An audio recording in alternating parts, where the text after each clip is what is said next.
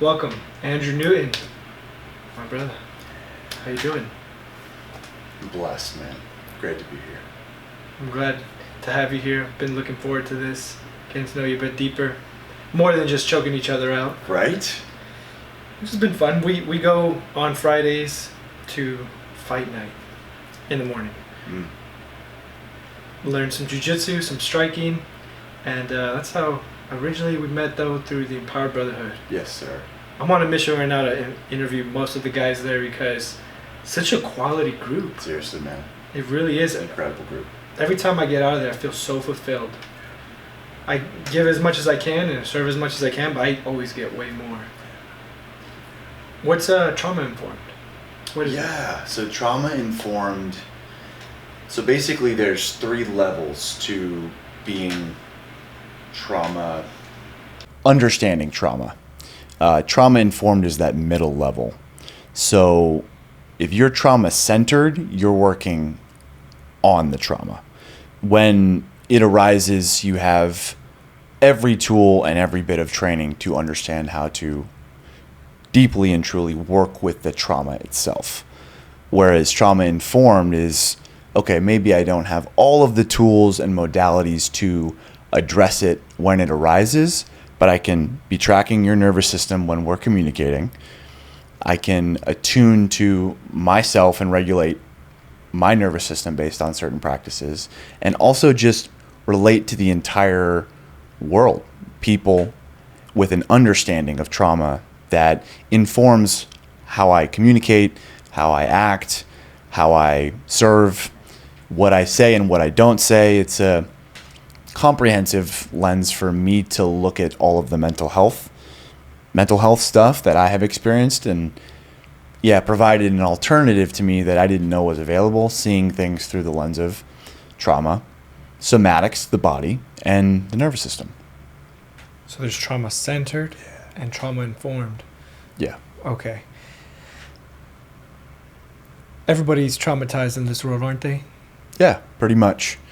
The statistics show that, and yet there's in the study that I have, trauma itself is not the act itself. So you and I can experience something that objectively might seem traumatizing, but you could be fine and I could have trauma.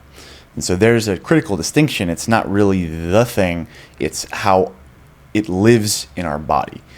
And so with that understanding, trauma is everywhere. It's just how we receive it, life. And sure, there are big T traumas that we all know of in this world and that are emerging in our collective consciousness more now than ever. And there's, complex trauma. There's these little kind of death by 1,000 cuts that over time can have similar, different, and more intricately woven responses from the individual who received that trauma. So it's a rabbit hole of a discussion. And to your point, it's been hugely helpful for me to navigate relationship, partnership, working with clients who have a history of mental health, and knowing, okay, the only approach isn't the sword. Like, I'm not here to push them through this. In fact, that may actually re-traumatize them. So with all of what we have at MPB, it's very big masculine energy. It's that sword energy. And I've got that, and I've developed my warrior in these various archetypes. And there's also a much gentler approach, which is this trauma-centered or trauma-informed approach that has been just gentler. And what I know I needed for this season and have been able to bring to my clients that allows for them to feel safe in their bodies and then meet these fears and these stuck energies and the shame and the guilt and the judgments that everyone has that have traumatized some and left others with resilience. So it's beginning to help me bridge that gap, being trauma informed and all that study. I love that. I love what you said. It's not necessarily the experience. It's not what happens. It's what happens inside of us. It's what happens, how we interpret the experience. And like you were saying, some leads to resilience and some leads to trauma. And learning the tools and coping mechanisms and survival kits and things that we aren't really taught as kids, I wasn't taught, is essential to living a good quality life, an authentic life, because a lot of what we do has been imprinted. You may be a doctor or lawyer because your dad said you had to be this. You may be quiet and reserved because you didn't get attention as a kid. Or there's so many reasons that make up a human psychology and human being. Part of that for myself was, it's always so unique because did you get more father love? Did you get more mother love? Were you the middle child, the older child? There's just so many dynamics. The only child? The only child? That's a whole nother one too. And one thing's for sure, it takes a whole village to raise a child. And it's never too late to have a great childhood. I like that. And it's also never too late to start being the father for yourself and healing the wounds and seeking out the help. This journey for me didn't really get started till late in life, relatively speaking. In fact, it actually started with my brother, who at 17 years old was diagnosed with bipolar 1. Being from a Latino family, pretty behind socially, dynamics-wise, mental health-wise, because, a lot of traditional things, and there's good and shadow to that. But nobody knew anything about mental health. A lot of the Latino community, the old school macho men, homophobic as well. Like, they're just late to adopt the holistic approach to health. So this was such a eye-opening experience for us. My brother going to the mental hospital, heavily medicated, nobody knowing what to do, nobody having compassion or empathy, not knowing how to help my brother. And when I was 25 years old, so that was 17, he was 17, I was 15. 10 years later, I had a plant ceremony, a pretty strong experience, and it just melted my mind, just opened up so much emotions, such a wide range, helped me develop new habits and new thinking. And at one point, I felt like I lost my mind. And that's when I truly connected with my older brother, because I'm like, is this the feeling or idea that can scare someone so much that they'll medicate you for? And like, whoa, I'm just going through a trippy experience and I have all these emotions that, yes, I need to integrate and figure out. But the current mental health system has a lot of catching up to do. Yeah. Well, thank you for sharing that. It's profound and more normal than you think to have a brother, a family member, a friend, a fraternity brother just experience this. And as a society, we don't have the adequate resources to, it takes a village, as you said. And whether you're in a Latino community, for me, it was a privileged white community. It's everywhere. And it's a societal sickness, a dis-ease that is unfortunately normal in Western society. And I just feel for that experience because I was there and I blew up all of what I knew in college. I was, of course, not taking care of the foundational, fundamental habits that I'm sure we can get into, but it's like I was really, abusing my privilege and this life through drugs and alcohol, partying, sleeping, not sleeping, all of those things, and that led to dysfunction in the body. It's like it all emerged, and I'm looking back, I'm not surprised, and I certainly don't experience the enormity at which led me to be hospitalized and put me back for years, stuck in that limbo and that lost feeling. So it's just unfortunately not uncommon. And then what I've seen so prevalently with me and my clients is they get medicated and or hospitalized, and it becomes a lifelong pattern. And what a huge mission on my heart is at this time is to be the light for somebody who, personally, I didn't have anybody else. Nobody else gave me an alternative than meds, doctors, and hospitals.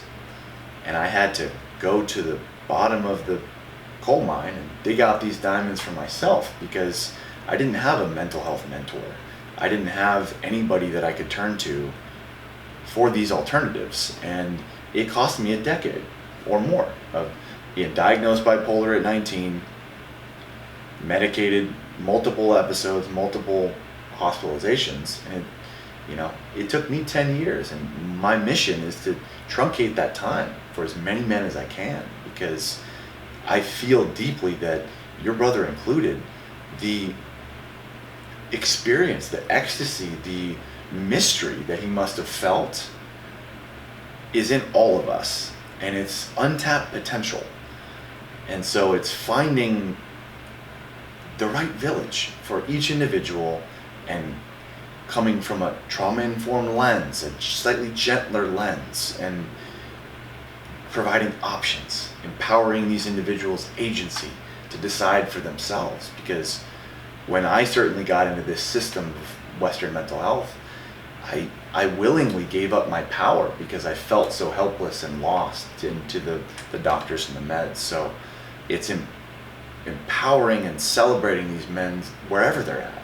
Whether it's, hey, I heard today from a client, we were celebrating him for walking the dogs, and he felt not enough and shame around it. And it's like, bro, at least you walk the dogs. Let's celebrate this, man, and build a ground for you to build from brick by brick. And yeah, brother, I just feel your story, and I relate so deeply, because it's just an all too common a thing in this country, and I'm sure the world, because of how much trauma we've been spewing around. And it's time to stop.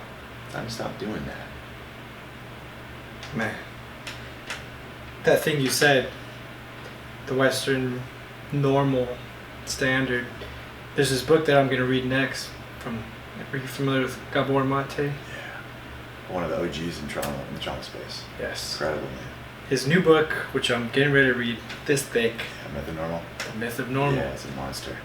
I haven't read the book yet, but hearing this podcast, it's clear that whatever your neuroses is, your neurotic behavior of overworking to run away from your problems, or hiding, right, fight, flight responses, whatever addiction that you have of choice, whether it be sugar or even hard drugs, or for a lot of men, pornography, just or your cell phone, social media, video games. There's so many things that we numb ourselves with, that I used to numb myself with to avoid the pain.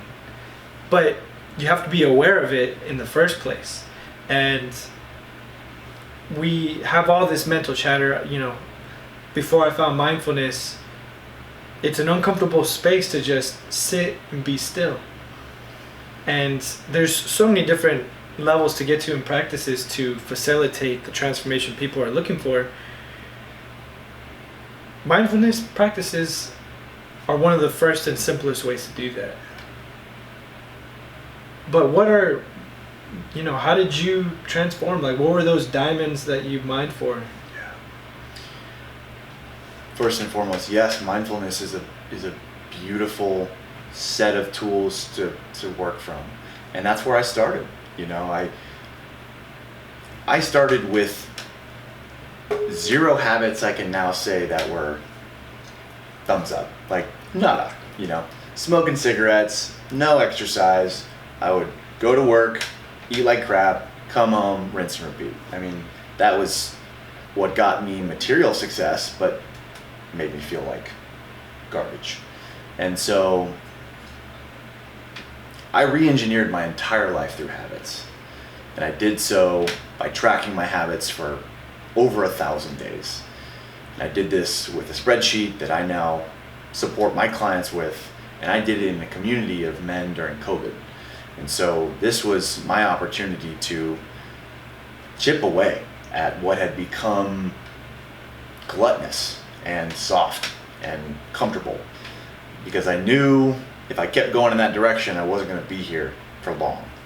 And so it was this, okay, I've got this incredible opportunity in COVID to build the man that you're looking at right now.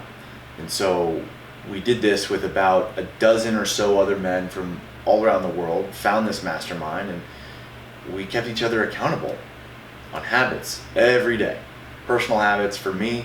Other men were, building businesses. They were doing all sorts of things within this habit framework. But for me, where I was starting was, okay, regular wake up time, morning routine, work, bedtime, and just chop wood, carry water. Like, put in the reps, because I had put myself in such a hole.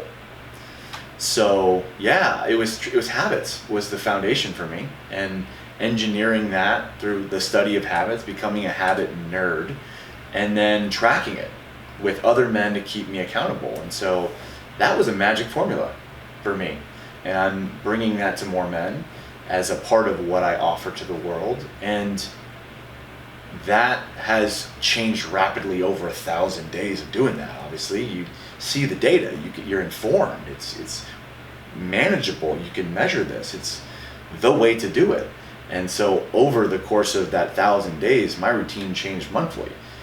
Subtle tweaks sometimes like, this is not working, so I've got to start over this or that. And started with 30 minutes of mindfulness every morning, 30 minutes exercise every day, 30 minutes of reading, 30 minutes of journaling. It doesn't have to be complicated. And yeah, that has evolved vastly over time to adapt to where I am in my level of consciousness. And yet mindfulness was really the opening for all of this. It was, okay, can I sit with myself? Can I do it for 1 minute today? Okay, no, that's okay. Like, let's keep going. 1 minute, this starting at the minimum viable dose. And that built momentum over 1,000 days. And now I don't think about meditating. I am a meditator. It's just become who I am. And I wish I had looked at it through that lens before starting to track habits, because it was still more of the carrot. It was like, okay, I've got to do this. I'd beat myself up if I wouldn't achieve these habits. When I realized, and I was also in a high level community of men who were really crushing it. So that put a comparison on me that was my own shit, and made me the man that I am right now. So I'm eternally grateful for it. And it was, some days it wasn't wanting to even do 1 minute of sitting with my thoughts, but it was about getting the reps and doing the uncomfortable things for a long time. That's major. I love what you're saying, because I can resonate with that. And for anybody who has a practice, a daily practice, you're piecing yourself together every single day with every single action, with every habit. Have you ever seen that on Instagram, or that meme that is a huge stone block statue and the fit person is chipping away at himself piece by piece? That's huge. That's everything. For those that are at rock bottom, it takes that one good decision stacked on top of another good decision, and you have to be patient with it. I've had a similar practice myself over X amount of time, and love the 1,000 days. It just sounds pretty epic, and that's awesome. For me, I got, and I've said this before in a different podcast, The Miracle Morning, a book by Hal Elrod, helped me develop those incredible practices in the mornings, specifically in the morning, because you're priming yourself for the whole day. And if you wait till the end of the day, you'll probably just be too tired and toss it in the trash and not actually do it. But building your self-esteem is living consciously and being disciplined to the plan that you have set. With, I forgot who was saying this, but that self-integrity, that self-discipline is like your big boat. And if you don't do what you said you were going to do, you just have a huge gash, a huge hole in the boat, and water seeping in and it'll sink it. But tomorrow's another day. You can plug that hole up by doing what you said you wanted to do. And you can have a super solid foundation if you consistently, you may not be perfect, you may have some errors, but don't stop trying. Keep showing up. Keep showing up. That is a beautiful analogy. In life, there's waves. There's always going to be waves. And frankly, we're going to take hits. There's going to be punctures. There's going to be bruises. And everyone in this traumatized world we live in experiences that. And it's within our control to take action and choose that 1 minute of mindfulness that over 1,000 days becomes a lot of minutes of mindfulness, and you become mindful. So that's what I'm talking about, and I always love the motivation, and sometimes I can come off like, oh, I've come somewhere in my journey. And I'm like, no, it may be new levels, but it's same devils. It's not new devils. It's the same guys that just visit me in more creative and more crafty ways. So it is back to the foundations every single time, every single day. And what I didn't add on the 1,000 days is I took a year off because I was like, man, I got this. I'm a habit master. I do all the things. And I was burnt out too. I had just tracked too much. It was overkill. And that's a lot of where some of the trauma-informed study and just learning how to balance these things has come in. And I took a year off, and even just recently, for the first time in over a year, I've revisited this tracker, and I've created a new set of habits for me at this stage. So I did it for 1,000 days, took over a year off, and then now I'm back, and I'm humbled, to start over again in these new endeavors, that don't necessarily involve the same mindfulness that I started with, but definitely breath work. I've found over the course of my journey that I was still coming from a bit of a should mentality to do meditation. I'd heard gurus online or whatever, and been informed with people who had done some of the work that this is the thing to do. So I'm like, okay, I'm going to do it. I'm going to be that student again. I'm going to be that great employee again. I'm going to just do the action, and I wasn't bringing presence to it. I wasn't actually aware of how I felt. I was just checking off habits, right? I was just going through the motions. And although they were better motions, which is huge, especially from where I was at, no habits to, okay, I'm making positive momentum. But over time, with 1,000+ days perspective, there's much deeper balance in that. And it's like, I know I'm disciplined. I've proven that to myself. And I'm disciplined even on the days that I'm not. It's that. And I just began to trust myself over time. There was a moment in all of this building and creating the man I am. It's like, oh, I can actually trust myself. Like, this was never a concept I could grasp when I was starting, when I was in the throes of addiction, when I had all this mental health, when I was just miserable. And so that moment, I'm just almost celebrating myself in that, because it was just a realization that I was now a little bit farther over the top, at least in this new stage, that I could breathe a little bit and trust that, yeah, I'm not going to be perfect in every one of my habits and my actions. And I know the next day I'm going to get back on the horse and do that. So that's what momentum does, and building brick by brick, and then we just keep showing up, and it starts to get fun from here. It does. So what kind of habits are, business-wise, what are some of the projects you're growing into? What are you working on right now? Yeah, thanks for asking, man. Right now, as we've alluded to a little bit, the passion on my heart is to be the champion for other men who have experienced mental health and didn't have anyone to show them the way. And again, that's a big, broad thing. So what I'm here to be is a role model and really the older brother that I didn't have in this experience. So that's sort of my passion. And I do work with clients on that. It's a challenge, and I only accept certain individuals to work with me, as it's a real energy exchange and deep work. I also am a men's coach, and that's something I'd love to do. This is what I'm here to do. And in Austin, you know some of these guys, but I lead a in-person men's mastermind here in Austin. It's this beautiful hybrid of accountability and support and fun and leading edge experiences. So we do the deep work, we keep each other accountable, we support each other on what we're building, and then we celebrate each other. It's exploring that full range and giving other men space to lean into the edges of their gifts that they're bringing to the world. So whether that's a forgiveness practice, an inner child workshop, an art collage experience, every man has a gift. So I've created spaces, we do this bi-weekly, for men to lean into that and express the edges of where they're at and expand and get feedback from men they trust. So it's been really rich. We've had, just an incredible 7 months of doing that, and I look forward to doing more of that here in Austin. And that's really, that's where the magic's at right now.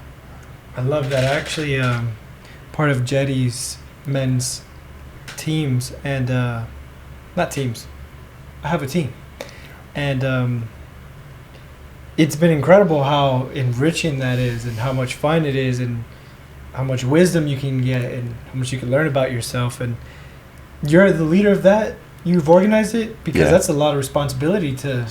I'm guessing you've had previous experience?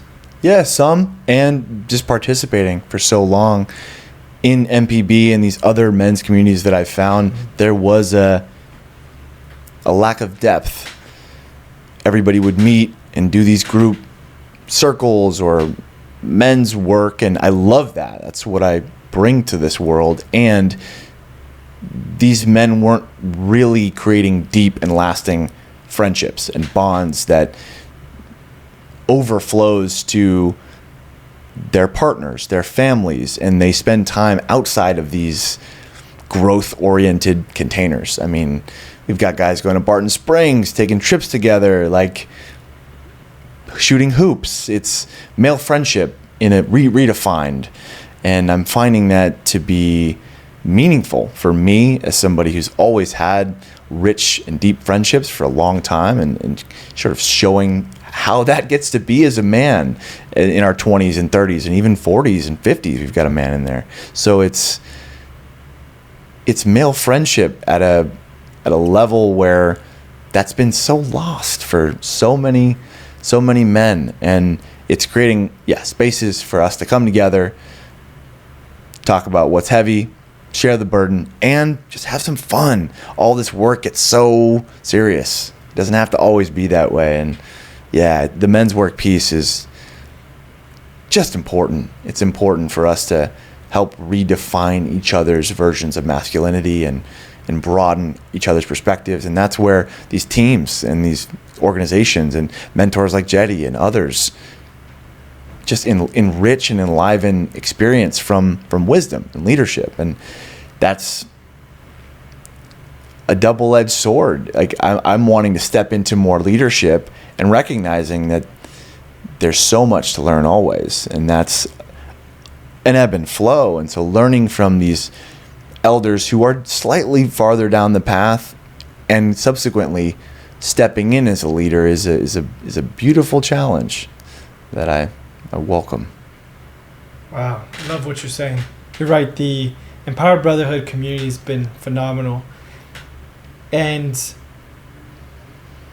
it took leaders, people who, like you were saying, I wanted more depth and connection than the workout. And so I was asking around, hey, what else do you guys do? And I asked JT that question. He goes, oh, well, I'm part of this Rising Man group. And got some information there, loved it, joined them, all about it.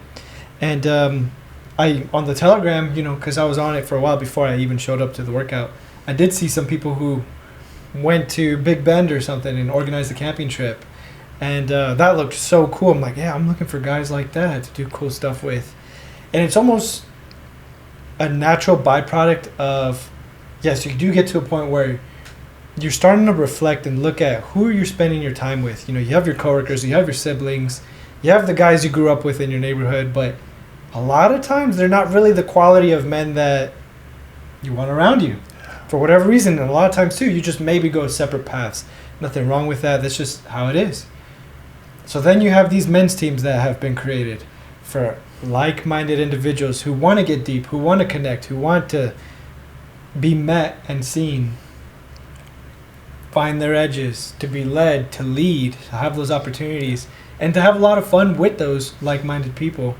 And I'm really glad I found it. I recommend for you all to find. There's Zoom teams as well. Yeah. The first time I ever saw one was through an organization called MDI, which is an in-person team, but they have such a huge presence online. And it's just really cool because a lot of times you don't learn how to be a man from your dad or from those around you. So you learn from other men who are choosing to be led. Right? Yeah. You have to learn how to follow before you can lead, and it's pretty awesome. I commend you for being a great leader, setting up that kind of group. Thanks. You touched on something that is a sore spot for me, of course, is like, I think we all have this wound that we wanted to have fathers or brothers or elders that taught us something that we don't know, still don't know maybe, or are seeking to know. And I certainly carried that, and knowing the trajectory of how I grew, it really wouldn't have mattered. I was provided with all of the financial opportunities in the world, and yet I didn't understand the protector. I didn't understand that archetype. That, I got the provider. I got, how to be a good man, but there were always elements missing. And back to the earlier point is like, it takes a village. And that's what this workout community in Austin and larger community of men in Austin began to provide for me. It's like perspective. And I had cultivated a level of discernment beginning to like, okay, I can see that for what it is, and I'm not going to fully adopt it. But that thing that you got, I'm going to go get close to that fire and experience that more and get curious about what that is in that person and why I can feel that in me.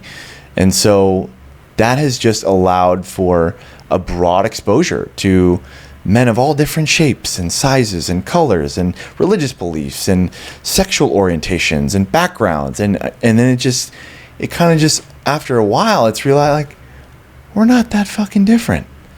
We all have these similar struggles, and we need each other to be stronger and to be better and to grow and to be the type of fathers that we all want to be and lead the nation in a direction that we all know is possible. But there's this unrest, and no wonder there's just been weak men for a very long time. And I had to look myself in the mirror and accept how weak I've been in order to experience what's on the other side of that. And I don't know yet fully, but what I feel and how I treat my body and those around me and some of the things that are coming into my life as a byproduct of who I am now are a testament to this men's work, this inner work, and this growth that is what I feel in essence is what we need as men, is other men to iron sharpen iron, and keep chipping away at that block of greed and sin and gluttony and sloth and all of these energies that exist in the world that we live in. I love what you're saying there. You may have the most unique problem, the most unique situation, most unique trauma, and when you share it with a group of men in a safe place, and it has to be other men because you don't want to put it all on your wife or your spouse or your partner. They can't. They're not your therapist and they're not a man. Yeah. There's only certain things that you have to be able to relate to other men. And once you share it in a vulnerable, safe space, and then someone else says, you know what, I had the exact same thing. Like you said, we're unique, but then we're also not at the same time. It's like, I love what Aubrey Marcus says. You know, we go to his gym on it, and it's one of the main voices. Are you familiar? Yeah, I did Fit for Service with him. I was in his fellowship, yeah. No way. Yeah. That's something that it's on my radar to go to. Oof, phenomenal. Maybe we talk highly about that recommend a little it. bit. Yeah, man. Wow. Well, you know, we're all part of the same bucket of ice cream, just a different scoop. Yeah. Now, that was a Fit for Service is a rainbow scoop of ice cream. I mean, those are heart open humans and beautiful people. So highly recommend that one. Yeah, let's dive into that because, of course, there's a price tag to it that has a barrier of entry that, you know, I completely accept and understand. You know, finances is like a game. Like there's a cost to masterminds. Even men's teams, there's maybe a small little charge, $30 or maybe some $10, whatever it is. But there's just different organizations that have different price points, and money in general is just like any other game. First game level, you just don't want to be broke. Second, you want to build some abundance, and I'm more than happy that there is a number that's going to help me evolve, help me stretch.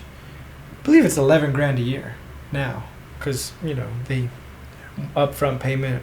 I know that it's going to be more than worth it, because I've already identified. Yeah, this is the right values, the right principles, which you want to define what are for you, because one of the principles and values that I want to be around other people who invest in themselves.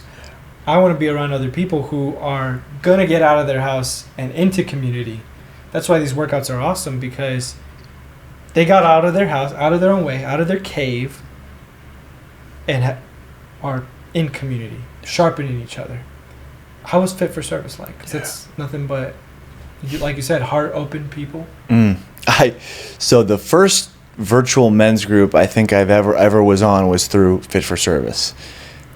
And I was scratching my head like, this is too much for me. Like these dudes were crying, they were so expressive, and long beards and, you know, tattoos everywhere, and I'm just like looking at this like, no, this isn't for me. You know, I was going in too deep on this one. And by the end of that call, though, I just kind of felt a little crack in my heart, and I was like, what?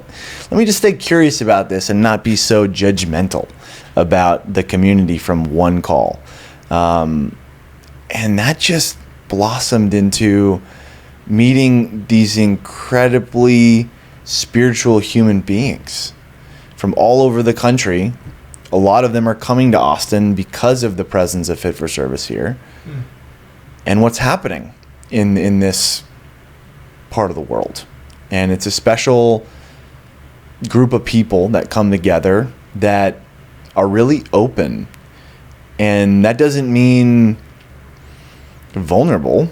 A lot of these men and women are spiritual warriors, and they do work per se, energy work, or facilitate the light and the good in this world that isn't always on Instagram.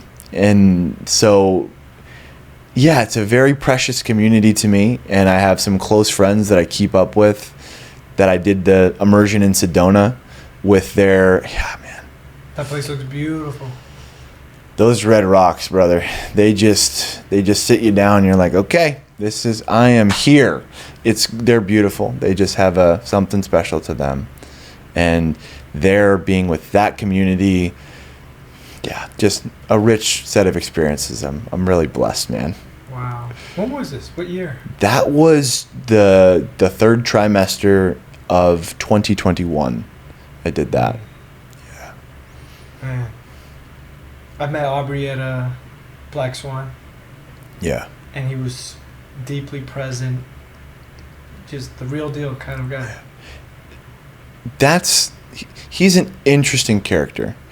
And I don't know him personally, but I've been in his little circles and things, and I admire some of what he's accomplished on the planet Earth, right? He's built a $1 million business, collaborated with Joe Rogan.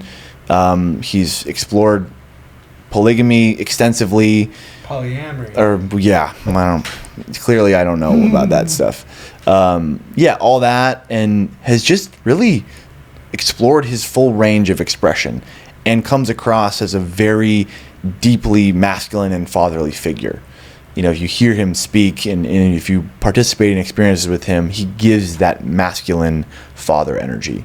And so that's rare.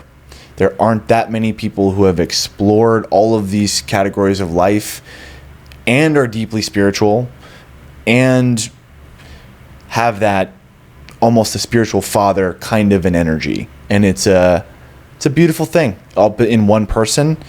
And he's also still a human, you know, he goes through struggles as well. And so I have a lot of respect for that man. Yeah, same here. Yeah. I follow the podcast for a while and gotten a lot of value. I've learned a lot about myself through it. I don't know who it was, but someone called him the Timothy Leary or the Ram Dass right now of our age, psychedelic speaking, because he's a big-time psychonaut. That's where I draw the line. And he's able to push his limits and extremes. You know, I don't have that luxury in my life's experience. I'm not against plants or medicine. Frankly, you know, I think the plant medicine space is absolutely going to facilitate the evolution of human consciousness. It already has, and it will continue to do that. And I think we're progressing with it at a far more rapid a pace than we're able to sustain. So that's going to cause a lot of pain in the meantime. And I'm never going to be somebody who supports this in the blatant gunslinging way that Aubrey does, because I had a history of mental health.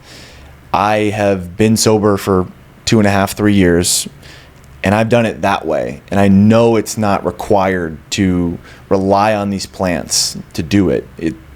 I did it through hard work, and so there's other ways. And my tendency with an addiction history is, okay, this is gonna be the thing for me now. And so I'm giving myself enough distance over 3 years in order to explore this and do it from a whole place and not seeking some sort of something. And frankly, I'm spiritual enough, man. I get enough of this stuff. I'm trying to do work on the earth. Especially seeing my brother, I agree that, of course, the gunslinging psychedelic movement, the right ones have the caution to check the mental health history of the family, to really be in a great setting. It has to be done reverently and with big-time sacred practice. And also, too, I'm hesitant. I don't think there's been much study with people who have schizophrenia or bipolar and psychedelics. That's kind of the uncharted waters where it's quite safe to say that who knows really what the outcomes can be. Yeah. But, yeah, I agree that it's not an end-all, be-all. They just show you like a spiritual retreat or breath work or a lot of other ways. They just show you what's possible. Maybe the top of the mountain, but 99.9% is the habits and the work that you're going to do afterwards. Is still receiving that download and still picking up the phone and calling that person, taking that action, joining that class, waking up early every single day, just doing the work that you know you need to do, because we always have that higher voice and that other voice, the fit guy and the fat guy, always present in every single person. It's just which one are you going to choose today? And you don't need a plant medicine to tell you or show you that. A lot of it, everything can be done with the methods that are available. Yeah, you're right on, brother. And the only thing I want to say on the plant medicine piece is there's incredible studies now for its treatment in complex PTSD. You know, there's there's studies out there, but they won't even go near the schizophrenic or bipolar diagnosis. They'll eliminate people from trials because of these reasons, and understandably so. There's psychosis and grandiosity that I've seen people go off of the deep end in seeking these plant medicine experiences, and I'm not available for that. I've got people that rely on me now, and although I could do it, and there's ways you could micro dose or do all of that. It's like, what are you doing that for? What is the place that you're seeking from? And so that to me is a question I just would impose everybody to ask: is why? What is it that you're seeking from this experience? And to your point, it's sacred medicine. This comes from the earth, and we absorb it and it changes who we are. And if we're not ready for that, it's can have lasting ramifications. So as with everything, but this has opening potential and really can be destabilizing. So, from a trauma-informed lens and from somebody who has experienced mental health, I got nothing against it, but just check in. Like, is this really what I need, or is this another thing I'm just trying to seek for relief? And that knowing that there's so many ways to do it. It's just about the doing. About the doing and checking in. I love what you're saying there. And you started off our podcast with the daily habit tracker and the 1,000 days. How do you apply balance in your life now with habits? Because it's very important for you to have a plan and stick to that plan. But then once you've gained trust in yourself, like you said, you can then not have to be so rigid, but check in. What do I need today? Yes. How do you incorporate balance now? Oof, that's an incredible question, because it's new level, same devil. And what I love, the speaking of the check-in piece, there's an amount of space I need in my life now where I'm not just going through the motions, not just doing, that allows for me to breathe and reflect and actually feel what it is that I am to do next and use my discernment in that moment. It's also having long-term plans and goals and seeing the numbers. Oh, did I progress towards that goal today? And looking at it as it black or white, like, no, I didn't do the thing. I didn't accomplish that. And that to me keeps me up at night. At this point, I've got things to do in this world. So there's that balance of just knowing I can trust myself and that there's always going to be more work to do. Always. So having to accept these dualities and just use your discernment. It's like, where am I doing this from? Who am I doing this for? Getting clear on, is this my full responsibility? Like, in the spirit of full responsibility, am I doing this? And if I'm going to do that, I do it with 100% integrity. That's black or white.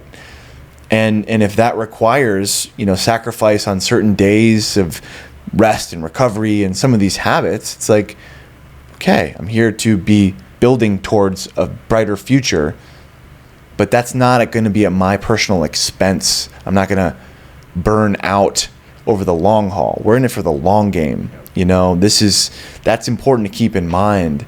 And it takes a level of work, development, personal growth to be able to actually see farther out. Because for so long I thought I knew what I wanted, but that was from just a lesser version of me. And although that was helpful to have the goals and keep chipping away, at this point I have to be able to live in the gray and like be okay with the uncertainty that is this present moment. And so that takes a lot of cultivation of these mindfulness habits and a lot of the work that we do on a regular basis. And I'm not perfect, bro. There's just yesterday I was throttled and I just had to rest. It's in honoring that. It's a day-to-day thing. And yet I know I'm capable. It's do I need to do this right now? And asking of myself, spirit, your faith, God, whatever that may be, like, guide me in this. If I'm just doing this for me, it's selfish. It's self-worth. It's self-praise. You're just selfish. And so I check in with the higher power. It's like, am I really, like, show me, make it clear. Let me know in an easy way that this is what I'm supposed to do. It doesn't have to be so hard, so much effort. For a period of time it did. And now I get to breathe with it and let it co-create with me in the moment. It's not such a black or white deal. And that's the best advice. I agree. To find that sweet spot. Where it's not pushing too hard or too relaxed. I really liked a lot of the things that you were saying, especially about I committed to do something. Because sometimes I do let myself off the hook too much on the relaxed side. Totally. So you do have to have that good balance, like those quantifiable numbers that don't care about the story. Depends on where it ranks on the priority list. We definitely got to do another one, brother. Yeah, we'll do it. A lot of wealth of wisdom. I'm blessed to have you here. Where can they find you? I am Andrew Newton on Instagram. Check me out there. Any questions? If you want to see the habit tracker, be happy to send it to you. Wealth of resources. Just here to support any man who's looking to be stronger. So let's go. There you go. Let's Yeah, go. man. Andrew. Pleasure.